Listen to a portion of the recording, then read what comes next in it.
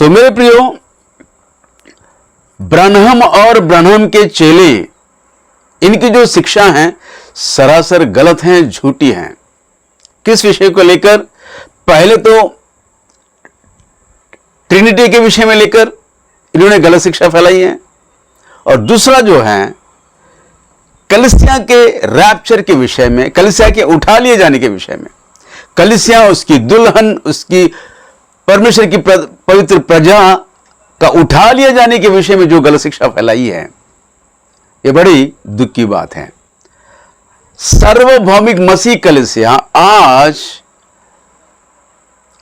ब्रह्म के द्वारा फैलाई गई झूठी शिक्षा को लेकर ही चल रही है। 90%। हाँ मेरे दोस्तों, जैसे कि सिखाया गया है कि कलीसिया महाक्लेश में जाने से पहले उठा ली जाएगी। उसका कारण क्या है? और जो वचन का कोड करते हैं, और वचन ये है प्रकाशित वाक्य उसका 4 अध्याय का जो दृश्य है, यूहन्ना को कहा गया है, भविष्यवक्ता यूहन्ना को ऊपर बुलाया गया है, तो कहते हैं कि देखो परमेश्वर ने कलीसिया को ऊपर बुला लिया है। कब? 4 अध्याय में।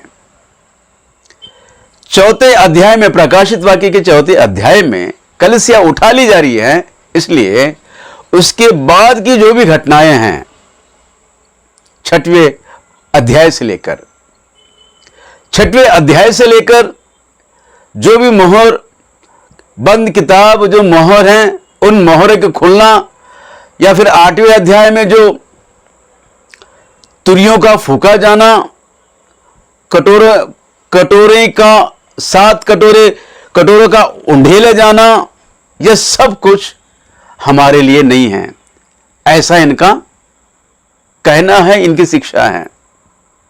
हम तो प्रकाशित वाक्य के 4 अध्याय में हम उठा लिए जा रहे हैं।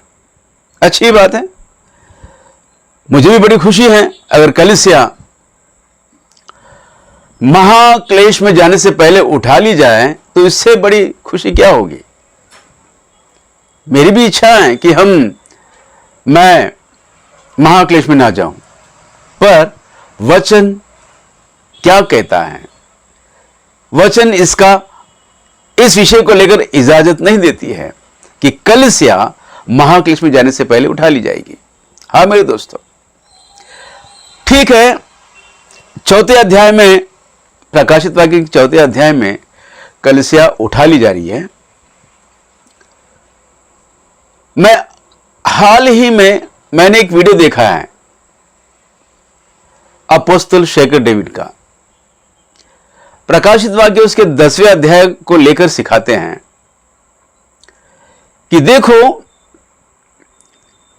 10वें अध्याय में जो 7वां स्वर्गदूत तुरही फूंक रहे हैं, और उस फूके जाने से जो आवाज या जो शब्द निकलेगा, उन शब्दों के दिनों में 7वां स्वर्गदूत ऐलान करते हैं कि देखो अब समय निकट है। अब समय निकट है। किस विषय को लेकर? कलीसिया के उठा लिए जाने के विषय में वचन कहता है। 7वां स्वर्गदूत कह रहा है कि अब समय निकट है। और 10वें अध्याय के बाद 11वां अध्याय के विषय में बताते हैं कि 15 वचन में, 11वां अध्याय 15 वचन में 7वीं तुरही फूकी जाएगी और उसकी दुल्हन उठा ली जाएगी। 10वें अध्याय में स्वर्गदूत, 7वां स्वर्गदूत कहते हैं कि अब समय निकट है, और 11वें अध्याय में उसके 15 वचन में 7वीं तुरही फूकी जा रही है और कलीसिया उठा ली जाएगी। 7वीं तुरही फूकी जा रही है, और कहते हैं उससे पहले 6 तुरियां फूकी गई हैं, उसका विवरण भी दे रहे हैं। कहते हैं कि पहली तुरही फूकी गई है तो हम देखते हैं दूसरा विश्व युद्ध हुआ है। दूसरा विश्व युद्ध जो है ये पहली तुरही का चिन्ह है, और दूसरी तुरही का जो चिन्ह है वो बताते हैं कि न्यूक्लियर बम का एक बड़ा धमाका हुआ है। और तीसरी तुरही के फूके जाने पर इस धमाके के कारण पता नहीं क्या कर रहे हैं, चरनाली मिल में बहुत ही आपत्ति फैली है। और कहते हैं चौथी तुरही जब फूकी गई है, आसमान के तारे सब डिम हो गए हैं। आसमान के तारे डिम हो गए हैं, वो चौथी तुरही का चिन्ह है। और पांचवी तुरही के बारे में बताते हैं, जो गल्फ में वार हुआ है 83 में सद्दाम हुसैन के द्वारा, ये जो है पांचवी तुरही का चिन्ह है। और छठवीं तुरही के बारे में बताते हैं, फरात नदी सूख गई है। फरात नदी सूख गई है, ये छठवीं तुरही का संकेत है। इस तरह 6 तुरहियां फूकी गई हैं। अब 7वां तुरही भी फूकी जाएगी, जो 11 अध्याय 15 वचन में है। अब हमें सोचना होगा कि हम किस मकाम में खड़े हैं। 6वीं और 7वीं तुरही के बीच में हम खड़े हैं, और वो दिन दूर नहीं है जब 7वीं तुरही फूकी जाएगी और कलीसिया का उठा लिया जाना होगा। अब समय निकट है। 7वें स्वर्गदूत के फूके जाने से, 7वें स्वर्गदूत के तुरही फूके जाने के समय काल में जो शब्द हो रहा है, 7वां स्वर्गदूत कहता है कि अब समय कम है। हाँ दोस्तों, अब समय कम है। और ये कहते हैं कि 6 तुरहियां फूकी गई हैं और 7वीं तुरही फूकी जाएगी और उसकी दुल्हन उठा ली जाएगी। तो मेरा सवाल यह है, मेरा प्रश्न है, तुम तो कहते हो कि प्रकाशित वाक्य कि 4थे अध्याय में कलीसिया उठा ली जा रही है, और उसके बाद के जो भी अध्याय में जो भी घटना घट रही है, पृथ्वी पर जो विपत्तियां आएगी, तुरहियों के फूके जाने पर जो विपत्तियां आएगी, उन विपत्तियों से कलीसिया बचकर निकल जाएगी। 7 साल के महाक्लेश से पहले कलीसिया उठा ली जाएगी, क्योंकि 4थे अध्याय में परमेश्वर ने यूहन्ना को बुलाया है। ये कलीसिया को महाक्लेश में जाने से पहले उठा लिए जाने का संकेत है। 4थे अध्याय में जब कलीसिया उठा ली जा रही है और 8वें अध्याय से तुरहियों का फूका जाना हो रहा है, तुरहियों के फूके जाने से जो विपत्तियां पृथ्वी पर आएगी, उन विपत्तियों से बचकर तुम निकल के जाने वाले हो। और तुम अब सिखा रहे हो कि 7वीं तुरही फूकी जाएगी, उसकी दुल्हन उठा ली जाएगी। 6 तुरहियों का फूकना हो गया है, अब 7वीं तुरही बाकी है। मेरे प्रियो, जरा ध्यान दीजिए। ये कहते हैं कि 4थे अध्याय में उठा ले जा रहे हैं, और 8वें अध्याय से जो तुरहियां फूकी जा रही हैं और 7वें तुरही के इंतजार में हैं। अब ये बताइए, ये क्या सिखा रहे हैं और क्या सीख रहे हैं, इनको खुद को ही नहीं मालूम। एक तो कहते हैं कि 4थे अध्याय में हम उठा ले जा रहे हैं, उसकी दुल्हन उठा ली जाएगी, और 11वें अध्याय के 15 वचन के 7वीं तुरही के बजने की इंतजार में बैठे हैं ये लोग। एक तो कहते हैं कि पृथ्वी पर विपत्तियां 7 साल के समय काल में या उस महाक्लेश के दिनों में जो भी विपत्तियां पृथ्वी पर आएगी, उन विपत्तियों से बचकर कलीसिया निकल जाएगी 4थे अध्याय में। और फिर सिखाते हैं अब 7वीं तुरही फूकी जाएगी, हम उठा लिए जाएंगे। मेरा और एक प्रश्न है, अब ये 7वीं तुरही जो फूकी जा रही है 15 अध्याय 11 वचन में, क्या यह 7 साल के महाक्लेश से पहले फूकी जाएगी या 7 साल के महाक्लेश के बाद फूकी जाएगी? अब यह मेरा प्रश्न है, जबकि तुम कहते हो कि महाक्लेश में जाने से पहले उठा ली जाएगी कलीसिया, और वचन तो कहता है 8वें अध्याय से जब तुरियां फूकी जा रही है, विपत्तियां पृथ्वी पे आ रही हैं, इन विपत्तियों से बचकर तुम जा रहे हो, फिर क्यों 7वें तुरही के इंतजार में बैठे हो? दोस्तों, इनकी शिक्षा इनको खुद को ही समझ में नहीं आ रही है, क्या कह रहे हैं, क्या सिखा रहे हैं। प्रकाशित वाक्य उसका 11वां अध्याय 15 वचन में जो 7वीं तुरही फूकी जा रही है, यह बात सच है कि कलीसिया 7वीं तुरही के फूके जाने पर उठा ली जाएगी, लेकिन उससे पहले 6 तुरहियों के समय काल में जो विपत्तियां पृथ्वी पर आएगी, उन विपत्तियों के दिनों में उसकी दुल्हन, उसकी कलीसिया, उसकी पवित्र प्रजा पृथ्वी पर रहेगी। वो कैसे, मैं आपको बताना चाहता हूं, ध्यान दीजिए। 11 अध्याय 15 वचन में लिखा है, जब 7वें स्वर्गदूत ने तुरही फूकी तो स्वर्गदूत में इस विषय में बड़े बड़े शब्द होने लगे, जगत का राज्य हमारे प्रभु का और हमारे उसके मसीह का हो गया, और वह युगानुयुग राज्य करेगा। कलीसिया का उठा लिया जाना और प्रभु का राज्य पृथ्वी पर आना, प्रभु के राज्य के विषय में युगानुयुग जो राज्य प्रभु राज्य करेंगे, उस विषय को लेकर स्वर्गदूत परमेश्वर की जय जयकार कर रहे हैं।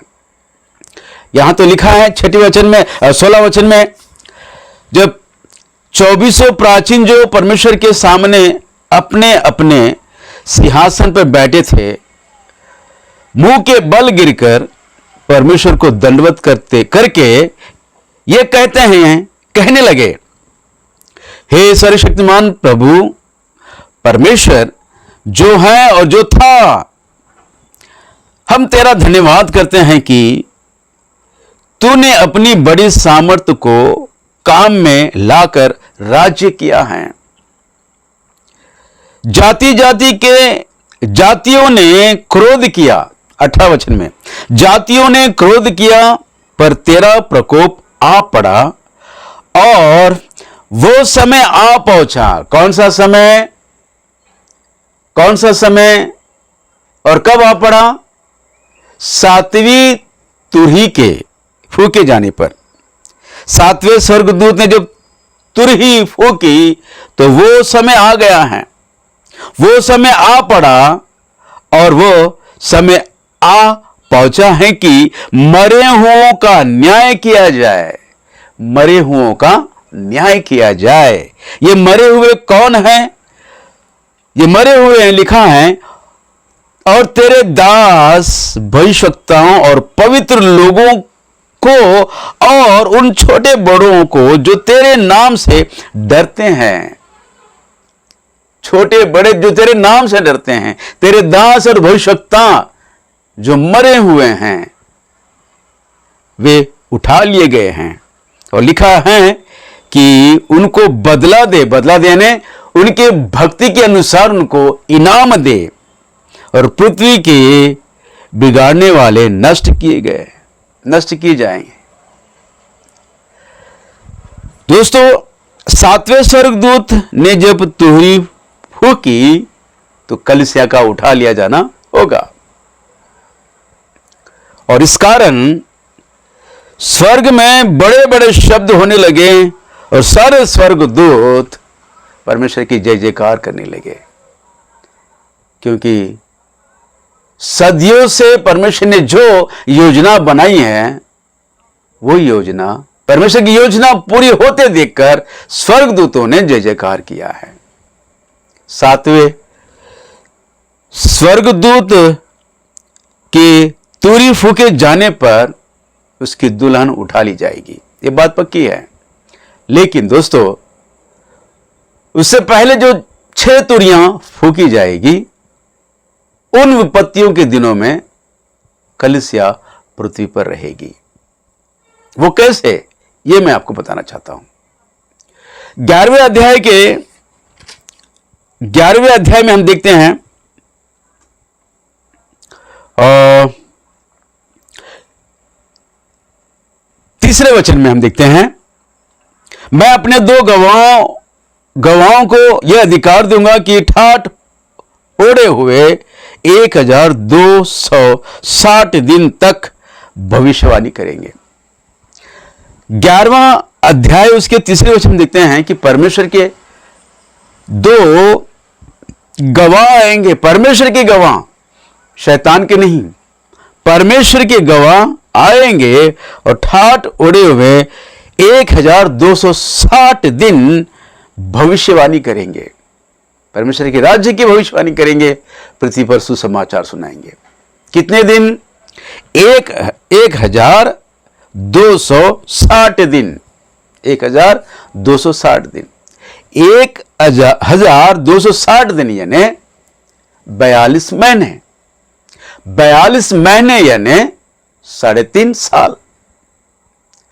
और बाइबल के विद्वानों ने, बाइबल के पंडितों ने और प्रकाशित वाक्य को सिखाने वाले बड़े बड़े विद्वान जो हैं, स्कॉलर्स जो हैं, 7 साल के महाक्लेश को वचन के अनुसार दो भागों में बांटा गया है।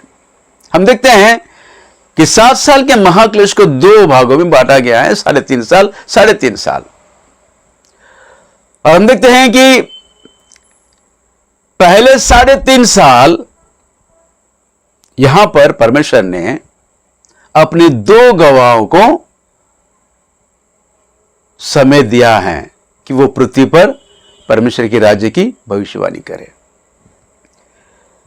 1260 दिन यानी 42 महीने यानी 3.5 साल पृथ्वी पर परमेश्वर के गवाह परमेश्वर के राज्य की भविष्यवाणी करेंगे। और 3.5 साल पूरे होते ही उनको मारा जाएगा, वो मर जाएंगे, उनका कत्ल होगा और 3.5 दिन उनकी लाशें रोड पर पड़े रहेगी। और 3.5 दिन के बाद वे फिर जीवित होकर उठा लिए जाएंगे। वे जीवित होकर उठा लिए जाएंगे। देखिए दोस्तों, 7वें वचन में देखते हैं, वे जब अपनी गवाही दे चुके तो वो पशु जो अथाह कुंड से निकला उनसे लड़कर उन्हें जीतेगा और उन्हें मार डालेगा। किन्हें? 2 गवाहों को। और लिखा है 11वें वचन में, परंतु 3.5 दिन के बाद परमेश्वर की ओर से जीवन का श्वास उनमें बैठ गया और वे अपने पांव के बल खड़े हो गए और उनके देखने वालों पर बड़ा भय छा गया। तब उन्होंने स्वर्गदूत से एक बड़ा शब्द सुनाई दिया, यहां ऊपर आ जाओ। परमेश्वर के 2 गवाह ऊपर उठा लिए गए हैं। दोस्तों, उसके बाद हम देखते हैं 15 वचन में 7वें स्वर्गदूत ने तुरी फूकी तो कलीसिया का उठा लिया जाना हुआ। वो पवित्र प्रजा जो मर गए हैं उनका पुनरुत्थान हुआ और जो जीवित है वे भी उठा लिए जाएंगे। हाँ मेरे दोस्तों, ये कब हुआ? 7वें स्वर्गदूत ने जब तुरी फूकी। और ये कहां हुआ? 11 अध्याय, प्रकाशित वाक्य से 11 अध्याय 15 वचन में। 11 अध्याय 15 वचन में 7वीं तुहरी फूके जाने से पहले उसके दो गवाह, परमेश्वर के दो गवाह पृथ्वी पे काम किया, भविष्यवाणी सुनाई है, परमेश्वर राज्य की भविष्यवाणी सुनाई है, पूरे 3.5 साल सुनाई है। उसके बाद वे मारे गए और उठा लिए गए हैं। मतलब यह है कि पहले 3.5 साल पूरे होते ही 7वें स्वर्ग दूत के द्वारा 7वीं तुरही फूकी जाएगी। हाँ मेरे दोस्तों, 3.5 साल पूरे होते ही 7वीं तुरही फूकी जाएगी और कलीसिया, उसकी दुल्हन, उसकी पवित्र प्रजा उठा ली जाएगी।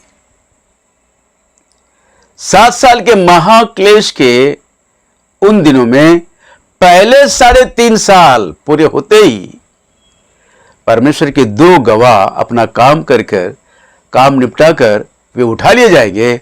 उसके बाद 7वीं तुरही फूकी जाएगी, जो कलीसिया के लिए होगी, उसकी दुल्हन के लिए होगी, उसकी पवित्र प्रजा के लिए होगी, और वे उठा लिए जाएंगे। मेरे दोस्तों,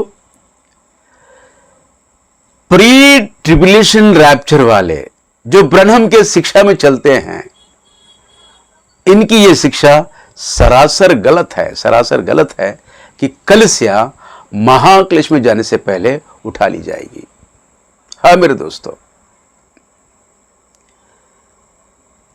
अगर ये सिखाते हैं कि 7वें स्वर्गदूत के तुरही फूके जाने पर कलीसिया उठा ली जा रही है, तो इनसे मेरा यह प्रश्न है, ये 7वीं तुरही क्या महाक्लेश में जाने से पहले फूकी जाएगी या 7 साल के महाक्लेश के बाद फूकी जाएगी? यह मेरा सवाल है। मान लीजिए परमेश्वर के दो गवाहों को जो 3.5 साल का समय दिया गया है, 3.5 साल यानी 1260 दिन यानी 42 महीने, 3.5 साल का समय दिया गया है, वो 7 साल का दूसरा भाग समझेंगे। दूसरे भाग के 3.5 साल पूरे होते ही 7वीं तुरही फूकी जाएगी, तुम्हारे कहने के अनुसार। तो मतलब यह है कि कलीसिया पूरे 7 साल पृथ्वी पर रहेगी। ये 7 साल के दूसरे भाग के 3.5 साल का अगर विषय है, तो कलीसिया पूरे 7 साल पृथ्वी पर रहेगी।